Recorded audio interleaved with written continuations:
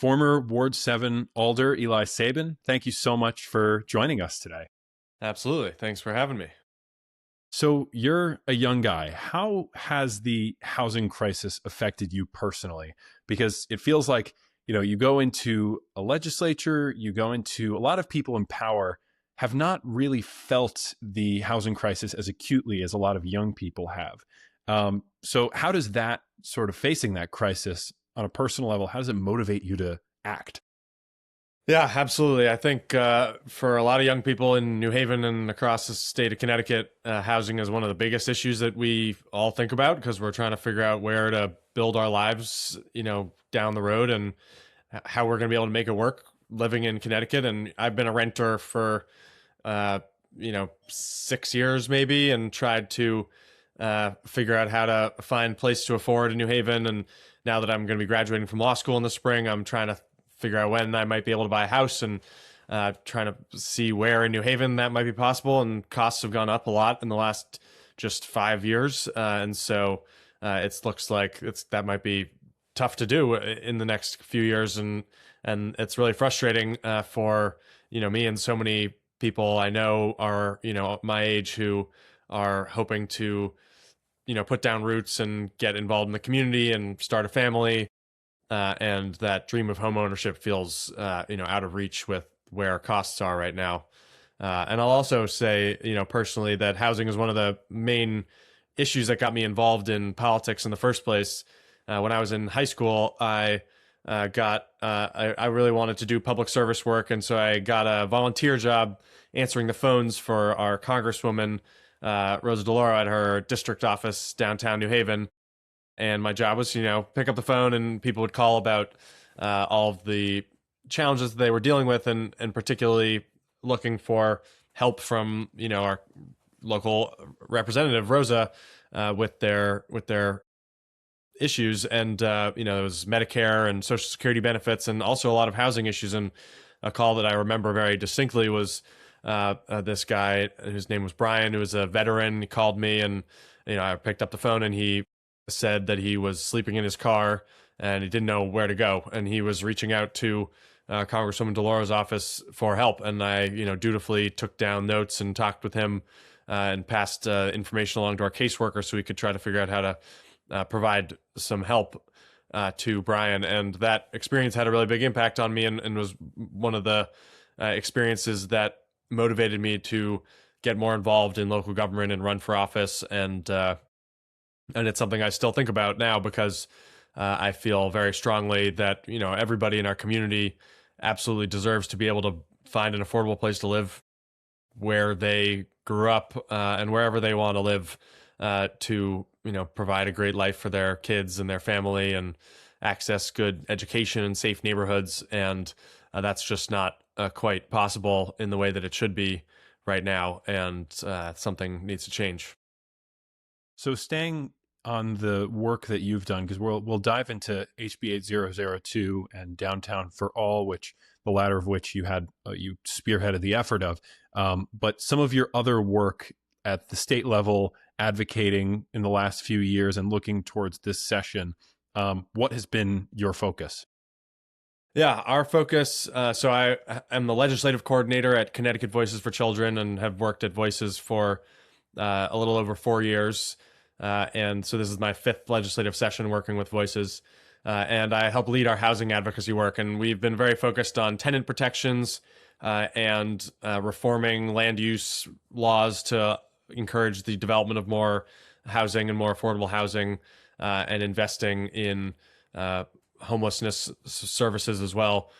So one great example of the work that we've done is in 2023, we were hearing a lot of stories, and I was hearing a lot of stories, both through my work at Voices and also through my service on the Board of Alders in New Haven, about folks who are dealing with absentee landlords who were not keeping up their properties and who were just basically ignoring the city officials who were trying to find them to get them into compliance. And that part of the reason for that was that there was a maximum fine under state law of $250 for a housing code violation, and that hadn't changed since 2003.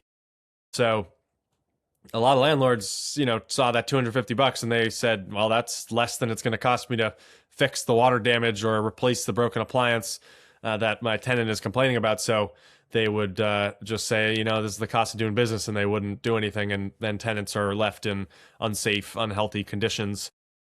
And we proposed, I looked at the statute, figured out what the issue was, and I proposed a change to the law to increase the maximum fine to $2,000. And that proposal ended up in the main housing bill that passed in the 2023 legislative session through the state house and the state senate.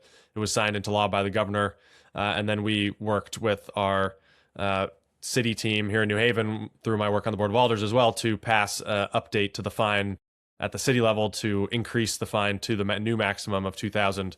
And over the last couple of years, we've been using that new power that we have to make sure that we're holding landlords accountable and keeping tenants safe, which is so important. I mean, going back to my personal experience, I've had the boiler break in the middle of the winter, and it get down to 45 degrees in my house that I was renting from one of the big mega landlords in New Haven. And I was on the Board of Alders and work in housing policy, and I still was struggling to figure out how to make sure that the landlord actually took care of it and addressed the issue quickly. And so it's such a challenge that so many families in our community are dealing with. And so we need to make sure that government is prepared and has the tools in place to make sure that landlords are following their obligations and keeping tenants healthy and safe in their homes. Absolutely. So the massive bill that everyone's been talking about most recently is HB 8002. And in a lot of cases, the provisions within the bill are already applicable to a place like New Haven that does have a lot of affordable housing, capital A affordable, and has in place like plans for growth. So what does it mean for municipalities who are already making progress towards housing growth plans or have a transit-oriented district, where the last option was a housing growth zone under the CT Municipal Development Authority? What does it mean that now those municipalities can gain access to additional infrastructure funding, from schools to transit infrastructure to water and sewer facilities? Like, what does that mean for a place like New Haven? Yeah, I think the main thing to say is, we're all in this together in Connecticut, and in the effort to try to make sure our state and all of our communities are affordable and people can build a life here with housing that they can access and afford. And so it's a huge deal for New Haven that more towns around the state are going to be encouraged to build more housing and more affordable housing, and that will make a big difference. And I think in New Haven, we are very excited to take advantage of the new state funding programs that are available to help facilitate development and bring in more affordable housing. Our community, I think around 50% of renters in the city and 70% of New Haven residents are renters, are paying more than 30% of their income in rent. So they're cost burdened under, a typical metric. So people are really struggling to afford housing, and the infrastructure funding that is coming through from the state to support new development will help us build more and make sure that we are filling in those empty lots and abandoned industrial areas. And that was also the focus of the Downtown for All effort. And I've been very excited to see the state and city collaboration around housing development in some of those sort of forgotten areas and the places where people are most excited about housing, like in a downtown or near transportation options. And I think that going forward, as the city and the state continue to figure out how to build at the scale that we need to really address the housing crisis, it's going to be strategies like that focus on development in smart areas where there's access to transportation and infrastructure, and people are excited about new housing, and the funding that's been coming down from the state through bills like 8002 will be crucial for making that happen.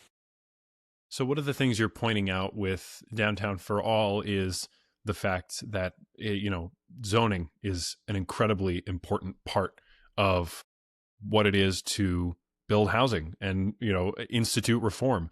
For someone who doesn't really know like why zoning sort of underpins so much of these issues, specifically in regards to, if we just want to stay on HB 8002 for a minute longer, the parking minimum requirements for residential developments with less than 16 homes is now gone at the state level.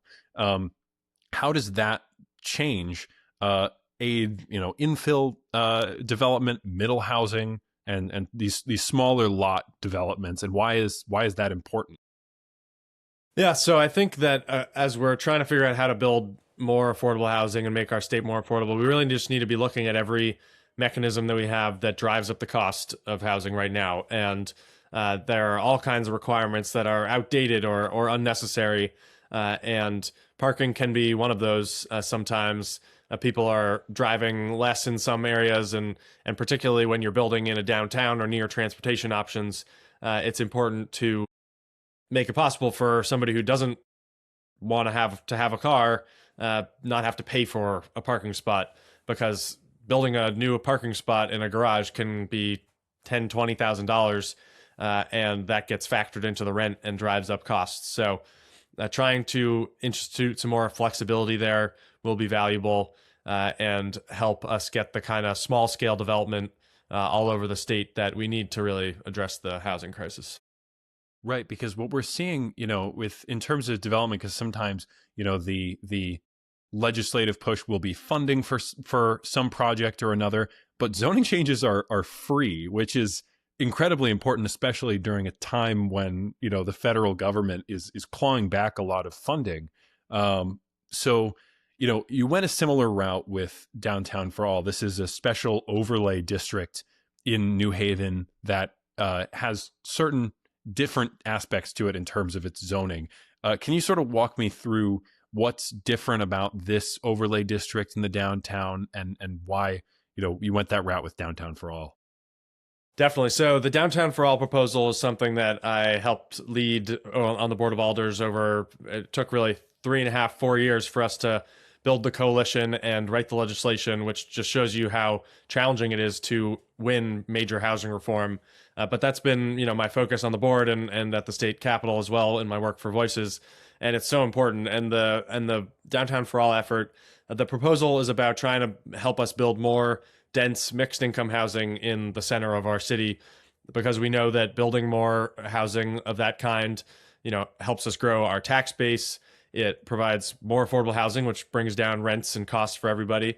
It provides more customers for our local businesses. It drives down emissions because there are more people who are able to walk or take public transportation to get to work or school or shops. It also improves public safety because there are more people walking around on our streets and improving, the vibrancy of our downtown. So the focus of the proposal was accomplishing those goals by changing some of the density rules. So we're allowing taller buildings in the downtown, but really what we were doing is going back to what used to be allowed, because there are a whole bunch of buildings in downtown New Haven right now that were built, 100 years ago and would not have been allowed to be built before the Downtown for All proposal was passed. And now they are allowed again. So the Taft building on College Street, which provides housing to hundreds of New Haveners, was built before the current zoning, before Downtown for All.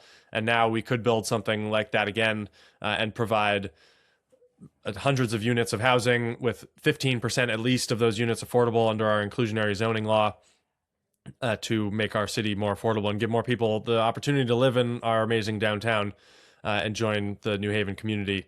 And there are a couple of other provisions. We're trying to make it a little bit easier to build single room occupancy units in parts of downtown, which can be a more flexible housing option.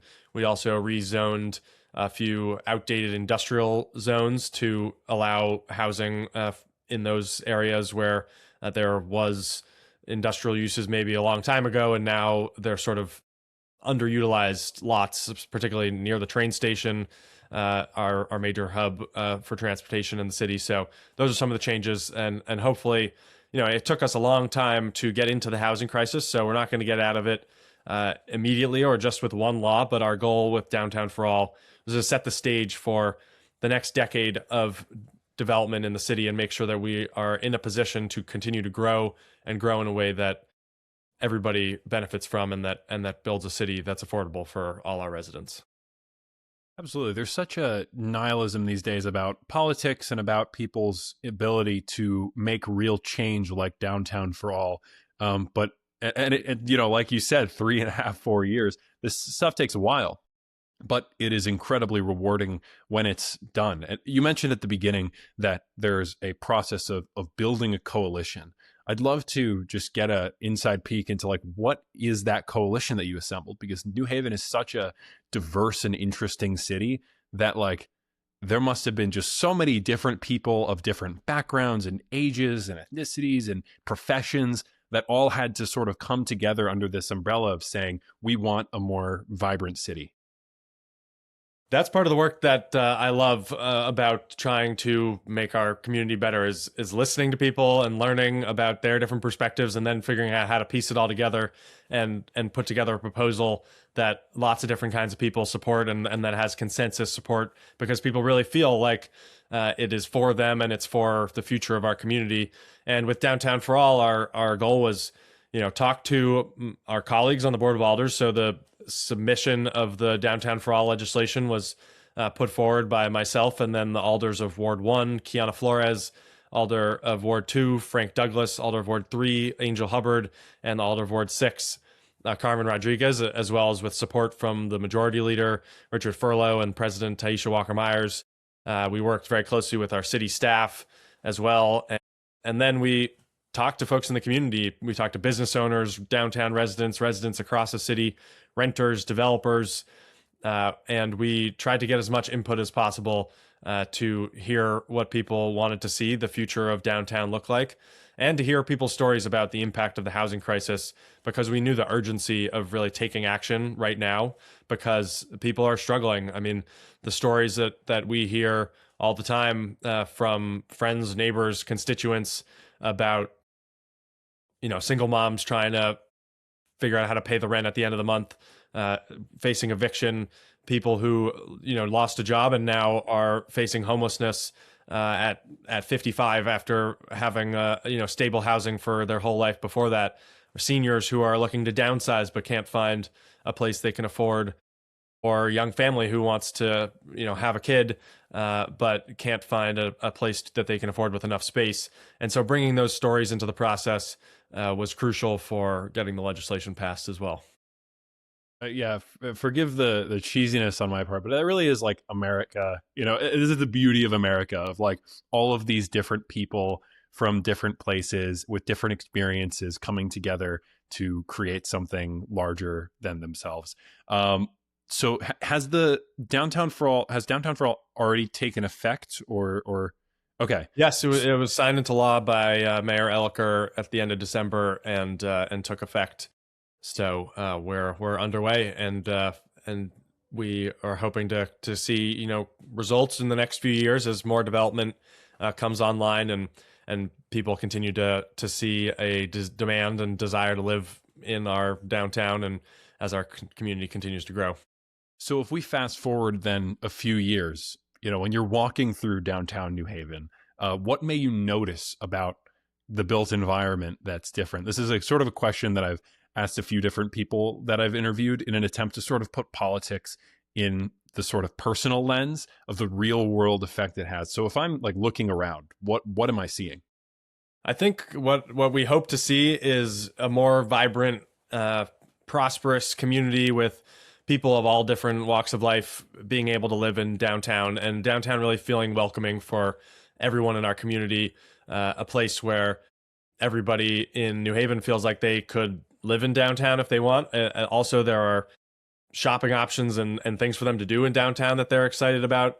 And I think in terms of the built environment, there'll be more buildings, more housing, and filling in some of the vacant lots, particularly like along State Street, this corridor that was there was all these mixed use buildings that were demolished in the second half of the 20th century to make way for wider roads.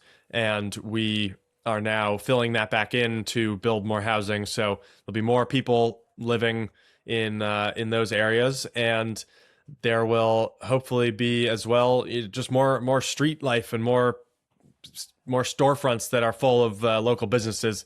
After COVID and going back many years, our local businesses and retail have suffered because people are buying lots of stuff on Amazon and not shopping at their local businesses as much. And so making sure that we have that foot traffic and people feeling excited about spending time in downtown, and people who live in downtown, spending their money in the community, supporting jobs and local businesses.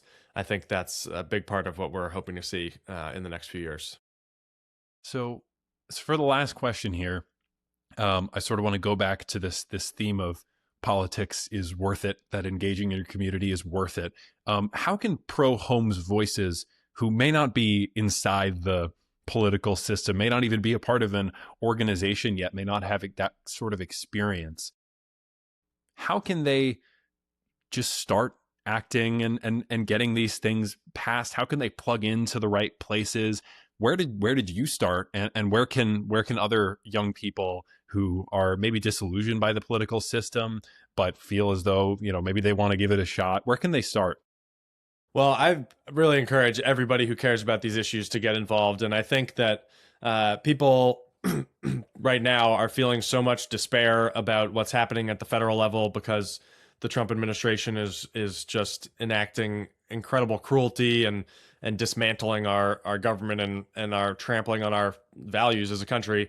But I think that it's really important for all of us to try to stop scrolling and go find a community meeting and an opportunity to get involved where you live. That's what's meant so much to me over the last 10 years, really, since I started getting involved in New Haven when I was in high school. I grew up here, spent my whole life in New Haven, and this is home. And there's no better feeling than working with your neighbors and talking about the future of your community and how you can together work to make it a better place.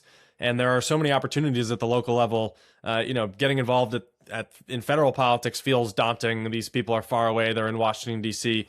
But in New Haven, in Connecticut, wherever you are, the opportunities are nearby. They might be at a meet and greet with a local official that's just down the block. They might be at a zoning meeting at City Hall, and there might be a pro homes group that's popping up in New Haven. Some folks, Hope Chavez and Miles Lassiter, have been putting together a great new pro homes group that's been doing a lot of great organizing work in the community. That played a huge role in helping pass Downtown for All. They showed up to testify at public hearings, and I think something that's really important for folks to remember is that the people who want to see a more affordable future are the majority. And so if you show up and you speak out about why you want to see more housing and more affordability as a focus of our policy and our politics, people will listen, and you'll be able to make an impact by just sharing your story and making your voice heard. And those public meetings often, there are not that many people who might show up. So if you show up, you can have a real impact. So I encourage folks to get involved. I started getting involved as a high schooler, just showing up to volunteer at events on campaigns and I learned as much as I could and asked people for more ways to get involved. And people in New Haven and Connecticut were really excited to help me figure out how to contribute. We live in a small city, a small state, and one of the great benefits of that is there are lots of opportunities to be somebody who makes an impact in your community, which is so crucial right now. Well, you heard it here first from someone on the other side who heard from his constituents as Ward 7 Alder, and someone who hears from people at public hearings that your voice absolutely carries water when you show up. Former Ward 7 Alder Eli Sabin, thank you so much for joining us today. Thanks so much, Jack. Really appreciate it.